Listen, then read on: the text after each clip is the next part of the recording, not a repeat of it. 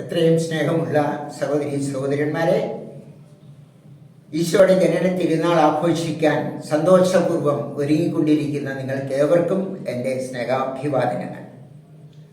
2000 വർഷങ്ങൾക്ക് മുമ്പ് ബത്ലഹേമിലെ പുൽത്തൊഴുത്തിൽ ജനിച്ച ഈശോയെ കാണാൻ ഏതാനും ആട്ടിടയർ അവിടെ ചെന്നു. പുഞ്ചിരി തൂകി പ്രകാശപൂരിതനായിരിക്കുന്ന അവരുടെ രക്ഷകനായ ഈശോയെ കണ്ട് അവർ ആരാധിച്ചു.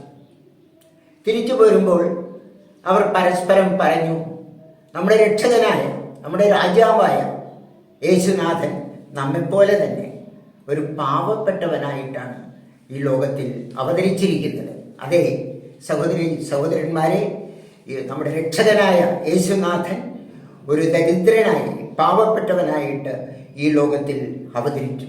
അവിടുന്ന് പാവപ്പെട്ടവനായി ജീവിച്ചു. അവിടുന്ന് പാവങ്ങളെ ശുശ്രൂഷിച്ചു. പാവപ്പെട്ട മുക്കുവരെ തൻ്റെ ശിഷ്യന്മാരായി അവിടുന്ന് തിരഞ്ഞെടുത്തു. പരമ ദരിദ്രനായി കുരിശിൽ അവിടുന്ന് മരണമടയുകയും ചെയ്തു. ഈ ഈശോയെ അനുകരിച്ചുകൊണ്ട് തിരുസഭയിൽ വിശുദ്ധ ഫ്രാൻസിസ് അസീസി, വിശുദ്ധ വിൻസെന്റ് പോൾ, വിശുദ്ധ മദർ തെരേസ, വാഴ്ത്തപ്പെട്ട റാണി മരിയ എന്നിവർ നമുക്ക് വലിയ മാതൃകയാണ് കാണിച്ചു തന്നിരിക്കുന്നത്. നമുക്ക് പാവപ്പെട്ടവരുടെ ഭവനങ്ങളിലേക്ക് പോകാം, പാവപ്പെട്ടവരുടെ അടുത്തേക്ക് നമുക്ക് ചെല്ലാം, അവരെ ശുശ്രൂഷിക്കാം.